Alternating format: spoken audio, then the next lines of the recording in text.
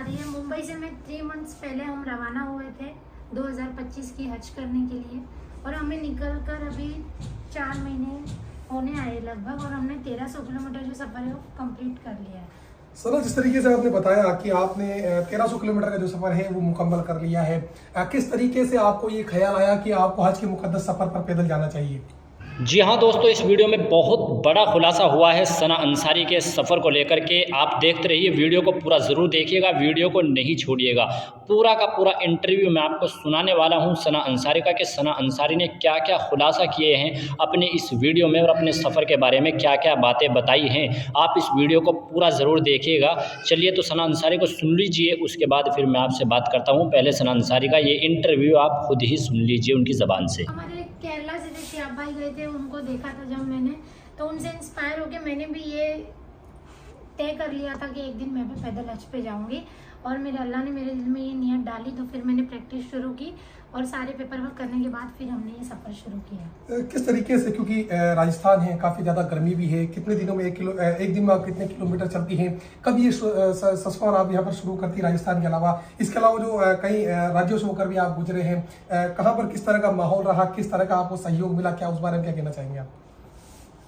राजस्थान में गर्मी, ऐसे तो हमारा जो चलने का टारगेट है वो 25 का है, लेकिन गर्मी इतनी है उस वजह से हम 15 किलोमीटर तक चलते हैं, क्योंकि गर्मी ज़्यादा है राजस्थान में। और सपोर्ट की मैं बात करूँ तो महाराष्ट्र, गुजरात और राजस्थान सब में अच्छा सपोर्ट मिल रहा है। जैसे लोगों को पता चलता है तो लोग इस्तकबाल करने के लिए आते हैं और सपोर्ट करते हैं, और पुलिस प्रशासन भी है, वो भी हमारा सपोर्ट कर रही है। एक बात, जिस तरीके से अभी हमने जानकारी ली, शादी आपकी हो चुकी है, किस तरह से आपके पति वगैरह, घर के जो अन्य लोग हैं, वो किस तरह से आपका सहयोग कर रहे हैं?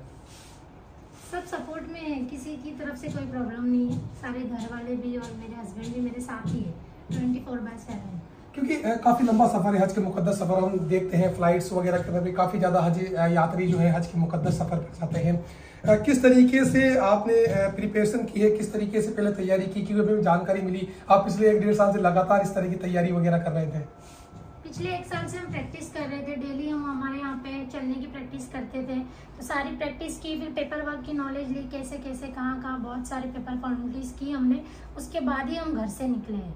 देखिए, एक सवाल आपसे मैं जानना चाहूँगा, जिस तरीके से आपने बताया पेपर फॉर्मेलिटी आपकी पूरी हो चुकी है, कौन कौन सी कंट्री, कौन कौन से देश से होकर आप गुजरेंगे, किस तरीके से रहेगा, वीज़ा वगैरह, पासपोर्ट वगैरह, तमाम जो तैयारी है वो किस तरीके से रही, आप बताइए। 5 कंट्री से हम गुजरेंगे, India, Pakistan, Iran, Iraq, Kuwait, Saudi Arabia. और जो पाकिस्तान का वीज़ा है वो हमारा दिल्ली एम्बेसी में अपॉइंटमेंट है, तो अभी नेक्स्ट मंथ में हमारा अपॉइंटमेंट है, तो वो वहाँ जाके ही हमारा जो बाकी का काम है वो होगा, और बाकी जो सारे वीज़े वो हमने ऑनलाइन लिए हुए। एक सवाल आपसे, इसको अदर में मत लीजिएगा, क्योंकि जिस तरीके से देखें तो मुस्लिम समाज के अंदर जो तालीम की जो कमी है वो कहीं ना कहीं महिलाओं में काफ़ी ज़्यादा है। आपने एक बड़ा जिम्मा उठाया है, बड़ी जिम्मेदारी आपके कंधों पर है, क्योंकि हज के सफ़र पर आप जा रहे हैं। 1100 किलोमीटर का आपने सफ़र तय कर लिया है, तो महिलाओं के लिए लगभग आप क्या कुछ पैगाम देना चाहेंगे? क्योंकि 2000 ज़्यादा किलोमीटर का आप सफ़र तय कर चुके हैं, एक पैगाम इंडिया न्यूज़ के जरिए। पैगाम तो मैं ये समझती हूँ कि लेडीज जेंट्स से कम नहीं है, किसी से कम नहीं। जो काम आदमी कर सकता है वो औरत भी कर सकती है, तो लेडीज ने भी हिम्मत करनी चाहिए, कुछ नया करना चाहिए, अपने इंडिया में नाम करके दिखाना चाहिए। तो उनको मैं यही कहना चाहूँगी कि मैं निकली तो आप लोग मेरे लिए दुआ करें ज़्यादा से ज़्यादा, ताकि मेरा जो सफ़र है वो आसान हो जाए, ये मैं कहना चाहूँगी। आपके शोहर से भी हमने बात की थी, आपके शोहर ने बताया कि 2025 में हम दोनों लोग हज साथ में करेंगे, और हमें ये भी जानकारी मिली कि वो आपके साथ में कदम से कदम मिलाकर यहाँ चलते हुए नजर आ रहे हैं। 36 कौम का आपको सहयोग मिल रहा है। उन 36 कौम के लोगों के लिए आप क्या कुछ मैसेज देना चाहेंगे? अपने शोहर के लिए क्या कुछ मैसेज, क्या कुछ पैगाम देना चाहेंगे?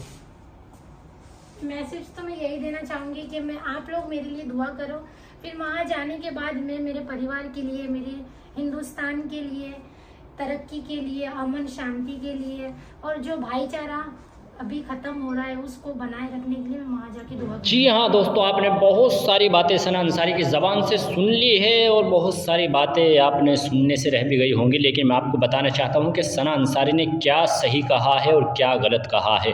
उन्होंने अपने सफ़र को लेकर के जो बातें बताई हैं उसमें बहुत सारी बातें ऐसी भी हैं जो आप तक पहुँचानी बहुत ज़रूरी है, जिनका खुलासा करना बहुत ज़रूरी है। जैसा कि सना अंसारी ने बताया कि एक बात सना अंसारी ने ये बहुत दिलचस्प कही, जब उनसे पूछा गया कि आप क्या पैगाम देना चाहती हैं, कि आप एक महिला हैं, एक औरत है, और आप एक औरत होते हुए अकेली जो है पैदल जा रही है, अकेली से मुराद ये है कि वो अकेली चल रही है, हालांकि उनके महरम उनके साथ है। तो सना अंसारी ने बोला कि लड़कियां मर्दों से कम नहीं होती। ये बात बिल्कुल सही है कि कुछ कम नहीं होती। बहुत सारे काम ऐसी लड़कियां भी कर रही हैं जो लड़के करते हैं, लेकिन बहुत सारे काम अभी भी ऐसे हैं जो लड़कियां नहीं कर सकती, जो लड़के कर देते हैं।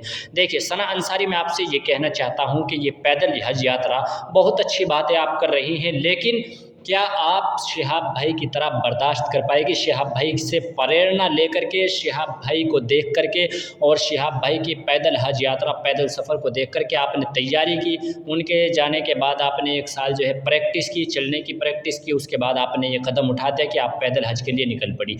लेकिन शिहाब भाई ने जिस तरीके से बर्दाश्त किया है गर्मी को, सर्दी को, बर्फीले रास्ते को, क्या सना अंसारी एक महिला होते हुए इतना बर्दाश्त करने का मादा रखती है? अभी आप हिंदुस्तान में हैं, मैं बहुत सारी वीडियो में अपनी ये बात कहता हूँ कि सना अंसारी अभी आप हिंदुस्तान में हो, अपने मुल्क में हो, तो अपने घर में हो। आपके साथ बहुत सारे लोग चलने के लिए तैयार हो जाते हैं, जगह जगह आपका इस्तकबाल होता है, जगह जगह फूल मालाओं से शानदार आपका स्वागत किया जाता है।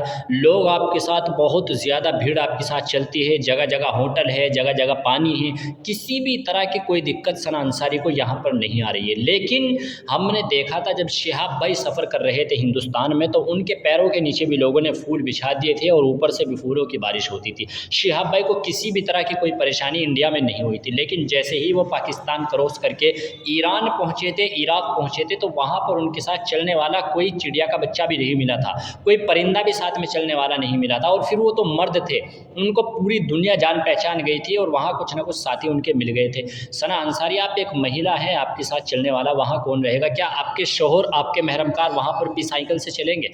यहाँ पर वो मोटरसाइकिल से चल रहे हैं, लेकिन क्या ईरान, इराक, कुवैत, उसकी गर्मी, वहाँ का टेम्परेचर, वहाँ की प्यास, वहाँ का खाना, आपको जगह जगह इस तरीके से वहाँ पर होटल नहीं मिलेंगे, जगह जगह आपको पानी नहीं मिलेगा, वहाँ के रास्ते ऐसे हैं कि आपको कोई रास्ता बताने वाला भी नहीं मिलेगा। अब इस तरीके से जब आपको परेशानी का सामना करना पड़ेगा तो तब पता चलेगा कि एक मर्द और एक औरत में क्या फ़र्क होता है। दूसरी बात, सना अंसारी ने एक बात ये बोली कि औरतों को भी आगे आना चाहिए और औरतों को भी मर्दों से कम नहीं है, उनको भी नाम करना चाहिए। देखिए, आप नाम करने के लिए नहीं जा रही हैं, बल्कि आप अल्लाह के और अल्लाह के रसूल की मोहब्बत में सफ़र पर जा रही है। आपको बहुत सारे हमारे व्यूवर्स कमेंट करके ये भी बोलते हैं, हम तो नहीं बोल रहे हैं, लेकिन हमारे व्यूवर्स बोलते हैं कि सना अंसारी को इस तरीके से जाने की क्या ज़रूरत थी? आप बाई फ़्लाइट चली जाती, 3 घंटे का रास्ता था, लेकिन अगर इस तरीके से भी जाना था तो फिर इतना शोर शगब करके, इतना हा हुल्ला करके इस तरीके से नहीं जाना चाहिए था कि आप जिस तरीके से जा रही है। लेकिन बहरहाल हम इस पर कुछ नहीं कहना चाहते, आप कमेंट करके हमें खुद बताइएगा कि आप क्या कहना चाहते हैं।